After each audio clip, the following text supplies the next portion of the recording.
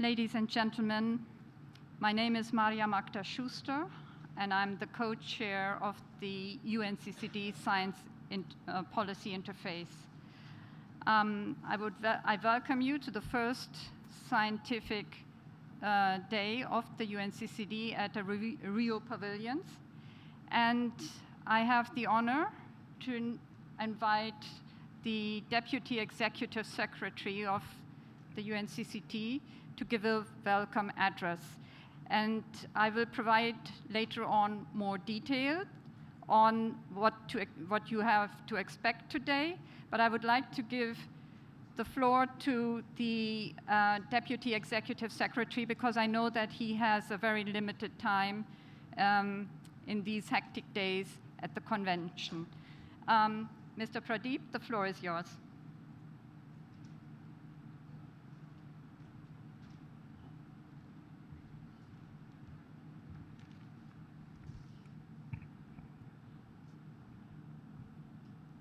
Dear Mariam, delegates, colleagues, friends, very good morning to all of you.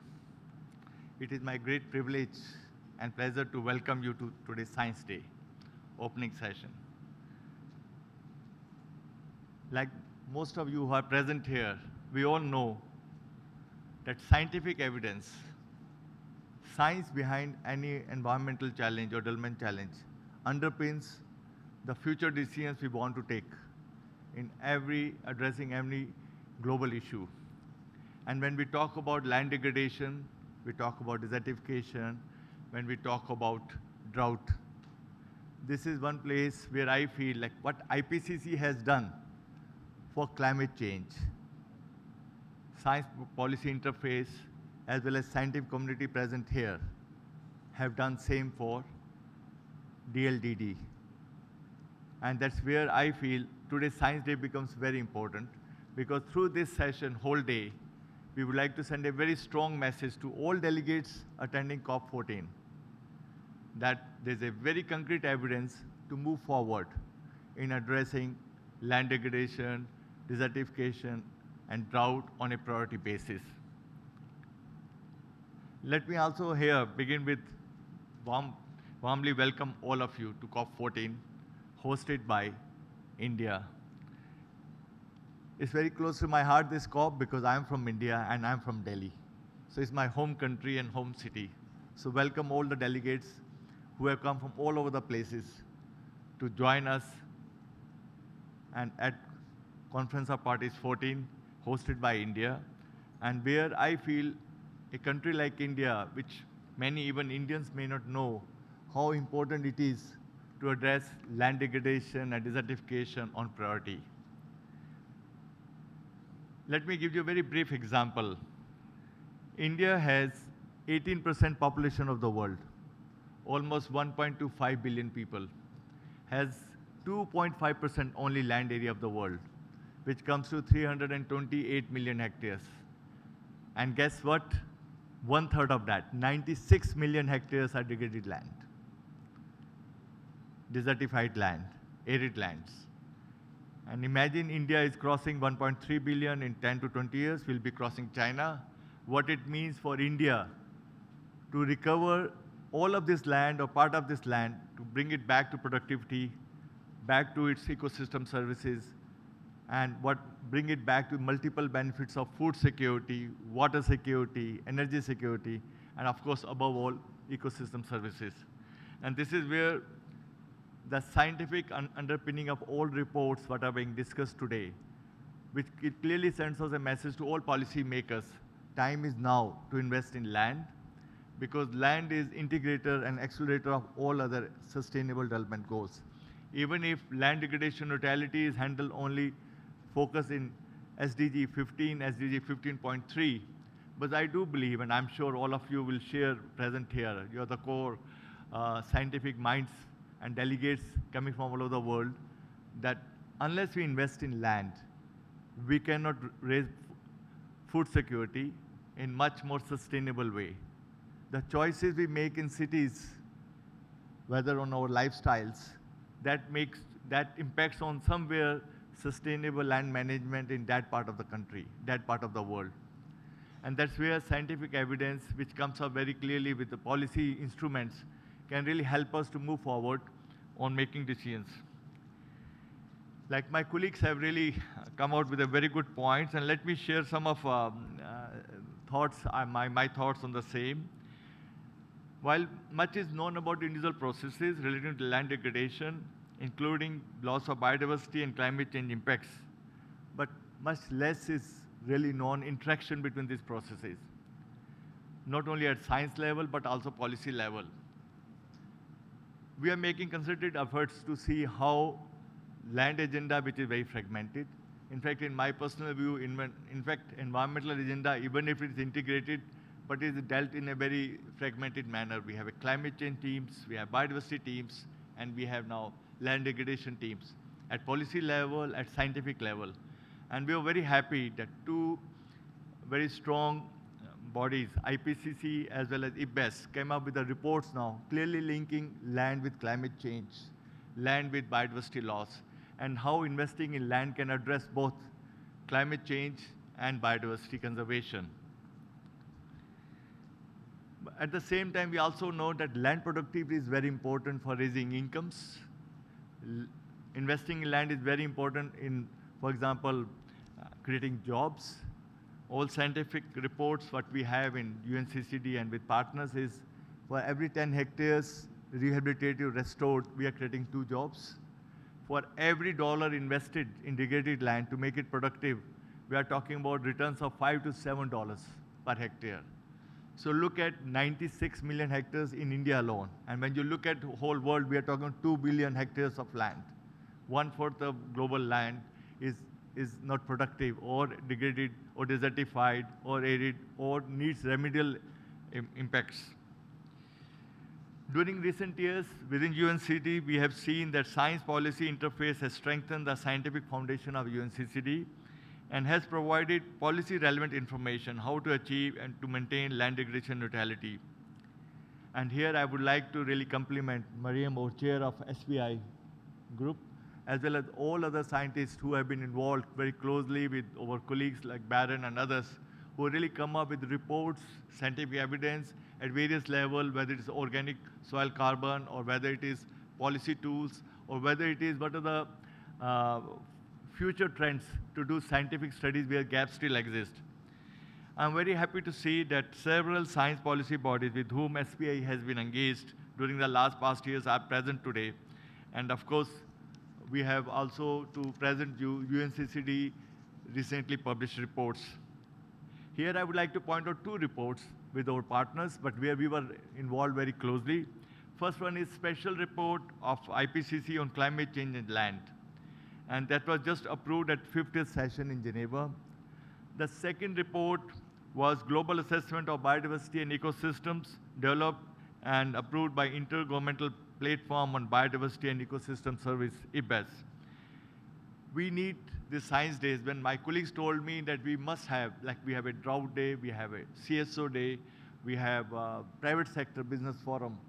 And I was very much delighted when my colleagues told me they are going to have a science day, because I feel that underpins all other things we'll do subsequently, because strong scientific evidence make everybody believe what land degradation is all about, how we can address it, and how it can help countries to move forward on social, economic, and environmental conservation. In our view, next few decades will be crucial in implementing a transformative global land agenda. Like many of you, I have been part of this journey on environment and development for last 20 years plus, and I've seen how climate change and biodiversity conventions have worked. I really came up with especially climate change with Paris Agreement 2015. While biodiversity has moved along for last 30 years very strongly, before Rio and after Rio Conference 1992 also. And that convention is on a very strong footing. But the time has come for UNCCD, our convention, focusing on land degradation and drought. And I do believe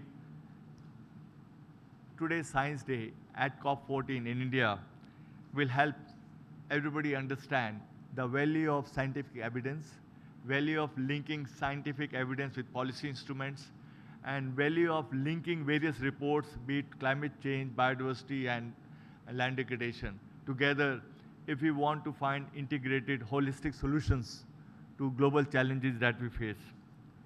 Once again, it is my great pleasure to welcome you all to today's Science Day, which is taking place at COP14.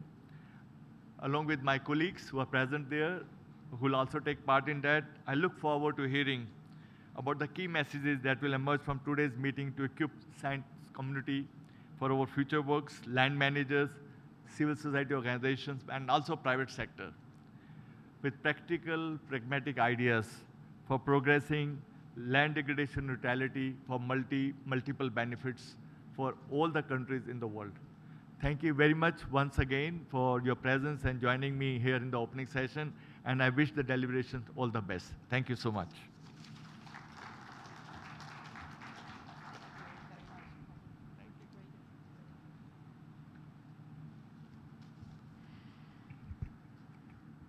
So, ladies and gentlemen, it was very important for us that our Deputy Executive Secretary could make his full statement without any emergency call coming in, and where he would have to leave our Science Day prematurely. So I welcome you again to the first UNCCD Science Day. So this Science Day should provide a unique opportunity for various stakeholders who are attending the conference of the parties to interact with science, with CSOs, with policymakers, with the private sector and with development agencies, and most importantly also with the partners of the UNCCD Science Policy Interface, with whom it cooperated within the framework of its science program during the past 2 years. This is the Intergovernmental Platform on Biodiversity and Ecosystem Services. It is the Intergovernmental Panel on Climate Change, and I'm very happy to see that representatives are here. Also, I'm very happy to say that we have a representative of the International Resource Panel here with us today. We will have a representative of the group that developed the Third World Atlas on Desertification, who will be here. We will have representatives from the GEO. So we are very well sorted out in our Science Day to make all these different ongoing activities, to make these visible, to support our discussions on the needs and on what is needed to support the planning and the implementation of the land degradation neutrality concept. And you will realize when you walk through our 6 sessions that the storyline of today is the discussions on achieving and maintaining land degradation neutrality. In order to understand this concept, immediately after my introductory note, I will give the floor to Dr. Annette Cowie from the UNCCD SPI, who will be quickly giving you an overview over the land degradation neutrality concept. You may have realized when going through the program that the statements which are to be given will be very brief. These statements and these interventions which are planned, and I'm very happy to say everybody we invited will be here today, will be very brief in order to enable an interactive dialogue today. And you may have realized that we broke up the rows, the seat rows. They are not linear anymore. We have sorted out the seating in such a manner that you can also communicate and interact with your neighbors in the next sessions. I would also like to introduce to you Mr. Hatibelt Misgina from Eritrea.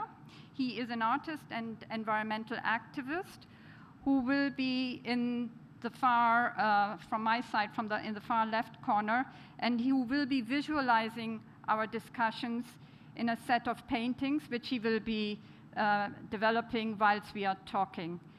And I warmly welcome Hatibelt that he has accepted our invitation to take on this job. I would also like to inform you that Hattewald's paintings are hanging in the foyer outside, and please look at these during the break, during the coffee time, when you go out to have coffee, or during the lunch time. They are very impressive, and they show the interaction between humans and the environment in a very impressive and also dramatic, but sometimes also very optimistic way. So please have a look at that. So with that said, I would like to now ask, oh yeah, another very important thing. We have a very tight program. We just have this one day, and we wanted to have all of our partners on board. Therefore, we will not be having official coffee breaks, but beverages will be available throughout the day outside, and please come in with your drinks so that we can just smoothly continue with our program. And with that said, I would now like to invite Annette to give a brief outline of the land degradation neutrality concept.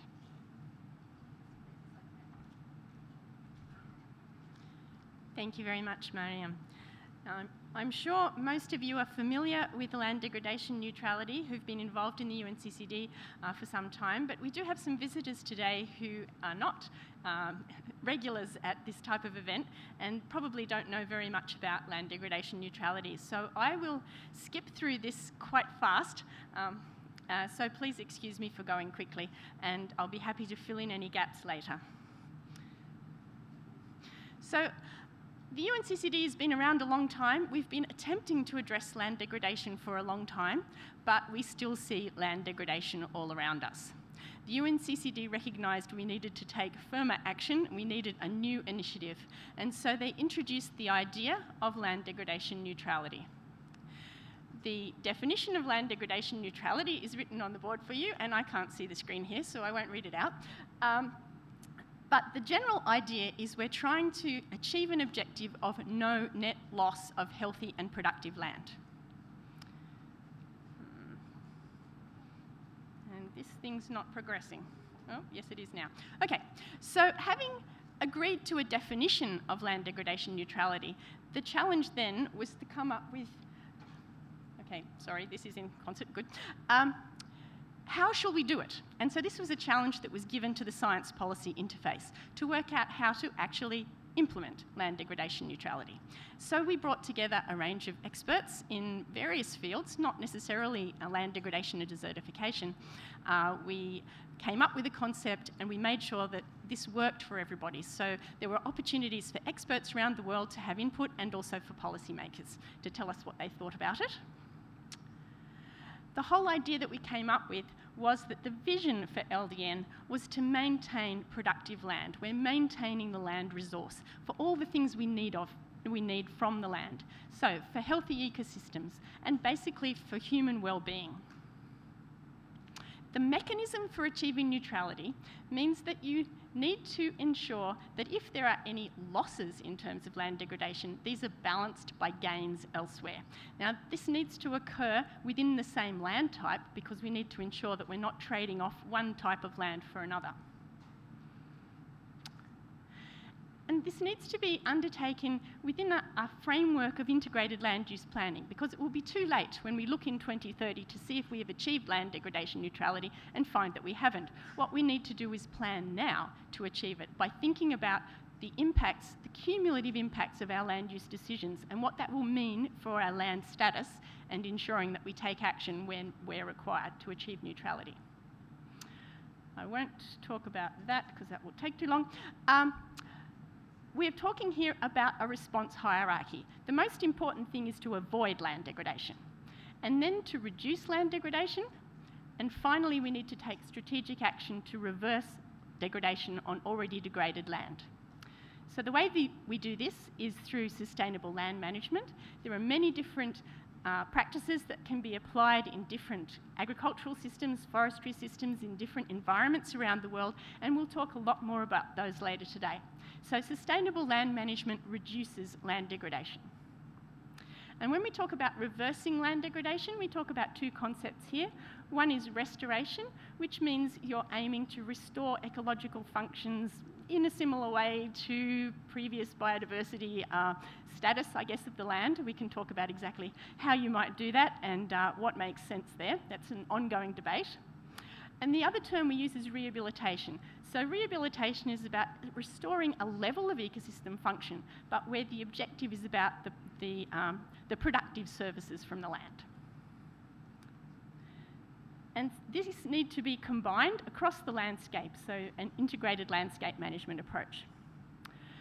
And these are some examples of integrated landscape approaches that are used to put energy crops into the landscape in a way that integrates with the existing agriculture so that you're not having a trade-off between agriculture and energy crops. We can talk more about that later, I'm sure we will. We've also said that in order to plan and achieve LDN, you're going to need to do some preparatory activities so that you're ready for it. You need to make sure that you have an appropriate enabling environment, and we'll definitely come back to that because that's been a topic of the SPI's focus in the last 2 years. We also talk about the need to assess resilience, and here we have an example of a tool that can be used to assess resilience. We talk about the need to understand land potential and to stratify your landscape according to its potential, and that's a tool that can be used for that. And then when it comes to monitoring, we've come up with indicators that can be used to monitor your achievement of LDN. We looked at all the ecosystem services that come from the land, and we identified that there were 3 indicators that could be used to capture much of what we're trying to look at here. And so these are land cover, land productivity, and soil carbon. And so these are the 3 global indicators that are used to assess LDN, but you should also use extra indicators that are relevant to your situation. So for example, if you have heavy metal contamination, it may be important to monitor that. Here's a tool that's been made available to countries for reporting on LDN. I'm going really fast because I've really run out of time. We also have principles that underpin the implementation of LDN. There are a few highlighted here that are social principles, and we highlight in particular the governance principles of land tenure as underpinning LDN. We have some publications that describe the conceptual framework for LDN, and there's funds that have been made available to countries through the GEF, for example, and through the LDN fund. Now we have 122 countries that have taken on the LDN challenge, so it's certainly big. There's plenty of interest in LDN. And it's also one of the SDGs, 15.3, as was mentioned already. And now we have attention from the climate change community, because the Climate Change and Land Report has come out and talked about the intertwined nature of the connections between climate change and land, and how climate change is causing extra pressure for land degradation. But on the other hand, it means that if we manage land sustainably, we can simultaneously address climate change adaptation, climate change mitigation, and land degradation. And so now it is time to hand over to the IPCC to tell us all about the Climate Change and Land Report.